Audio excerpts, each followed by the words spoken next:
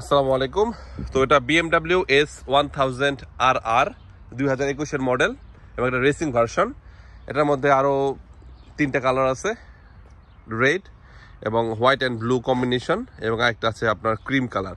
তো ব্ল্যাকটা জাস্ট খুবই রেয়ার। এটা আমি আমার এই শহর থেকে অনেক দূরে একটা শহর আছে, সেই শহর থেকে নিয়ে আসছি BMW শোরুম থেকে।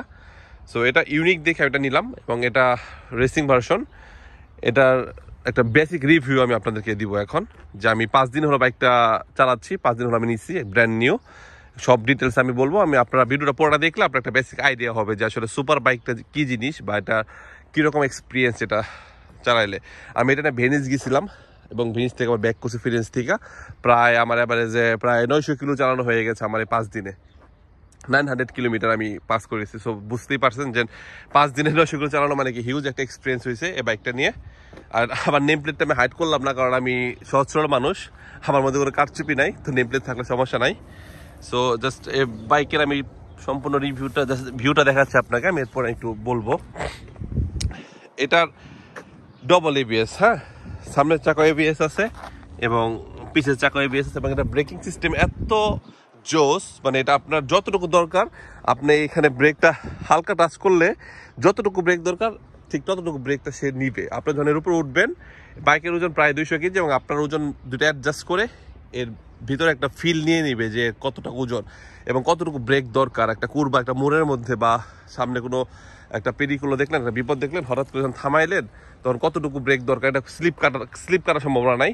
তো সেইভাবে আপনাকে ব্রেক করে, এবং আদার এন্সারটা রাস্তার সাথে চাকার যে সম্পর্কটা এটা খুব সুন্দর করে অ্যাডজাস্ট করে দেয়। এটা যে মানমিতা, এটা আমি চেঞ্জ করেছি আক্রাপ্রবিচ। এটা বেশিরভাগ সুপার বাইকে দেখবেন যে এটা লাগানো হয়, এটা অনুমোদিত অবশ্যই। পিছনের চাকাটা দেখেন, হিউজ, হ্যাঁ হিউজ। এটা 200 বাই আপনার দেওয়া আছে এখানে 55। এটা খুবই চওড়া লার্গেসা, এবং এটা আপনি যখন মুড় ঘুরবেন আপনারা দেখবেন যে একদম যদি শুয়েও মুড় ঘুরেন আপনার কোনো স্লিপ কাটবে না। আর এখানে যে সাসপেনশনে যেটা, এটা আপনার যত ভাঙাচোর রাস্তাতে যান না কেন, বাইকে যেমন ঘটঘট করে, নো নাথিং এলস, কোনো ফিল হয় না, মনে হয় রিল্যাক্সে বসে আছি। আর আমি এটা ড্যাশবোর্ড যেটাকে বলা হয়, স্ক্রিনটা দেখাচ্ছি, খুবই জোস, পুরোটা ডিজিটাল।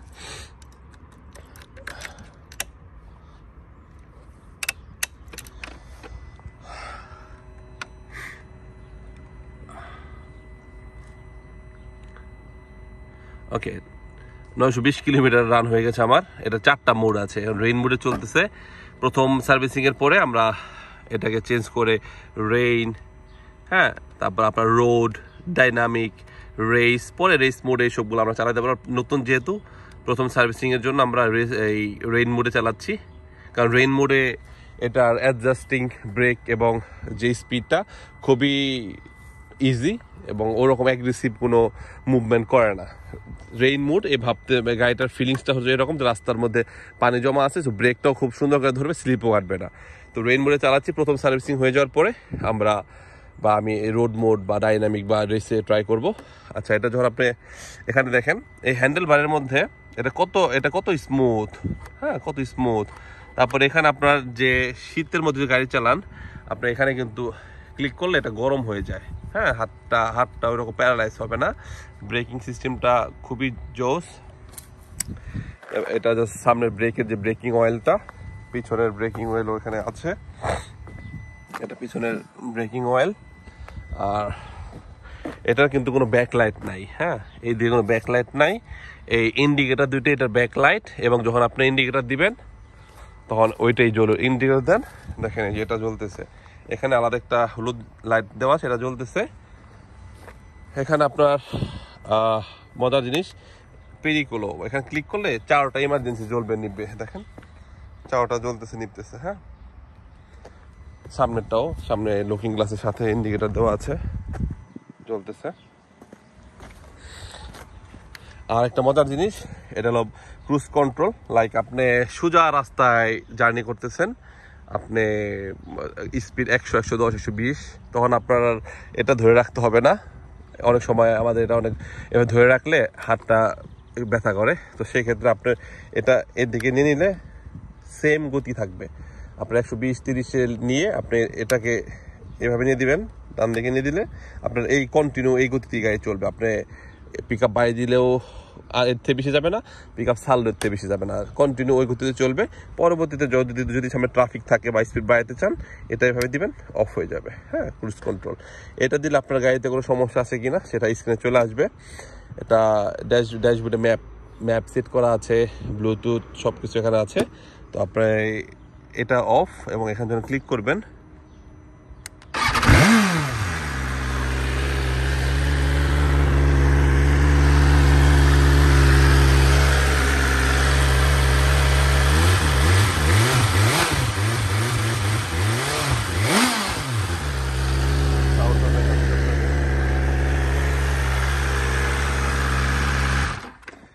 এখানে আপনার রাত্রে আগুন বের হয়, মানে এখানে 4টা সিলিন্ডার যেটাকে বলা হয়, 4টা আপনার ওই এখানে সিলিন্ডার এখানে দেখা, এখানে ক্যাচিং করা, এখানে কত ওখানে মনে দেখা যাচ্ছে 4টা সিলিন্ডার থেকে, মানে আপনার 4টা সিলিন্ডার এখানে বলা হচ্ছে কত সিলিন্ডার আতা।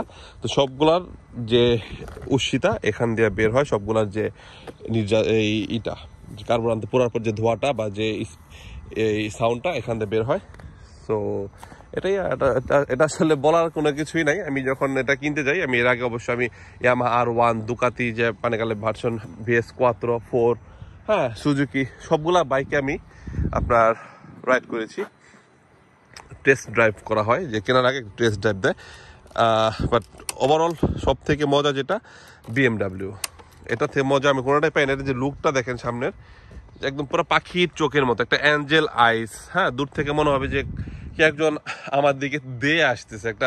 এটা অনেক সময় বাঘের মতো লাগে, চিতা বাঘের মতো, অনেক সময় অ্যাঞ্জেল একটা লুক লাগে, অনেক সময় খুব অ্যাডোরেবল লাগে, যে আসলে খুব মায়া লাগতেছে। দেখেন চোখগুলো যে কান্না করতেছে, বা একে চালাচ্ছে না কেন, হ্যাঁ, খুব মন খারাপ করে বসে আছে। আবার যখন রানিং নেবেন তখন খুবই খুশি, যখন নাকি আপনি দেখেন এখানে এটা যদি এভাবে নেন আব্বালি আনতে, মানে হাইলাইটটা জ্বলে রয়েছে। হ্যাঁ, হেডলাইটটা জ্বলে রয়েছে, দেখেন আমার দিকে তাকাচ্ছে লুকে, কিছু বলতে চাচ্ছে। আচ্ছা, এরপর আপনি যখন এটাকে এভাবে দিবেন তাহলে নর্মাল, এভাবে 5, হ্যাঁ, এখানে ক্লাস নর্মাল সব আগের মতোই। এটাই বেসিক একটা রিভিউ ছিল। তবে মজার জিনিস হলাম যে আপনার ফার্স্ট গিয়ারে এটা রেডি পিক আপ, তো একটা বলা যায় যে রেডি পিক আপ মানে কি টান দিলেই যায়। এটা আসলে আমার মনে হয় যে টান দেওয়ার লাগে না, চিন্তা করলে এটা যায়, মানে এটা এত স্পিড, মানে আপনি এখানে শুধু এমন করবেন। এটা কখনো আমি এ পর্যন্ত নিতে পারিনি, এ পর্যন্ত নিতে পারিনি, আমি জাস্ট এতটুকু নিয়েছি, এতটুকু নিলেই দ্রুম করে একদম এখান থেকে চলে যায়। তো খুবই গুড একটা এক্সপিরিয়েন্স। তো যারা বাংলাদেশে আছেন তারা অপেক্ষা করেন, যদি বাংলাদেশে সিসি লিমিট উঠাই দেয় তাহলে আপনারা সব, অনেকের কাছে বাংলাদেশ টাকা আছে, ভুরি টাকা আছে এটা কেনার মতো। হ্যাঁ, আর বাংলাদেশে তো ড্রাইভিং লাইসেন্সটা অত কঠিন না, বাট ইউরোপে অনেকের কাছে টাকা আছে, অনেকে কিনতে যায়, কিন্তু ড্রাইভিং লাইসেন্সটা খুব টাফ। এই বাইকের জন্য আপনাকে খুবই অনেকগুলা ড্রাইভিং টেস্ট দিতে হয়, এরকম কুরবার মধ্যে বাঁকা টাকা করে। আমি প্রায় 2 মাসের মতো কষ্ট করে ড্রাইভিং লাইসেন্স নিয়েছি, এটার ড্রাইভিং লাইসেন্স নিয়ে তারপর আমি এটা নিয়েছি। তো টাকা থাকতে হয়, এটা নিতে হলে অবশ্যই টাকা থাকতে হবে, অনেক টাকা থাকতে হবে। এটার প্রতিদিন আমার প্রায় 20 ইউরোর তেল লাগে, 20 ইউরো মানে প্রায় বাংলা টাকায় 2000, মাসে 600 ইউরো তেল খায় শুধু, এটা তেল খরচ। এছাড়া এক্সট্রা মেনটেন্যান্স আছে, আপনার ইঞ্জিন অয়েল চেঞ্জ করতে হয়, ব্রেকিং অয়েল মেনটেন্যান্স। দেখা যাচ্ছে যে এটা নর্মালি আমি নট, এটা আমার কি বলে, আমি গর্ব করে বলছি অনেক টাকা আছে, বাট নর্মালি আমি আপনাদেরকে জানাচ্ছি, যদি এরকম একটা বাইক চালাতে চান আপনার অবশ্যই অনেক টাকা দরকার, অনেক টাকা থাকতে হবে। কারণ ইটস নট এটা নর্মাল সিম্পল একটা বাইক না ব্রাদার। যদি আপনার কোনো কারণে এই একটা লুকিং গ্লাস ভেঙে যায়, পড়ে লুকিং গ্লাসটা করতে দেখবেন আপনার 2000 ইউরো লেগে যাচ্ছে, প্রায় 2 লাখ টাকা। আপনার প্রত্যেকটা পার্টস এখানে এক্সপেন্সিভ। আর যেটা এটা আমার কস্ট পড়েছে নর্মাল, বেসিক্যালি এটার দাম 22,600 ইউরো, মানে লাইক একটা আছে যে রেসিং ভার্সন সারা, যেটা সেটার আপনার 20,000, এটা 2,600 বেশি রেসিং ভার্সন, এটা রেসিং ভার্সন এবং সবগুলো ডাইনামিক।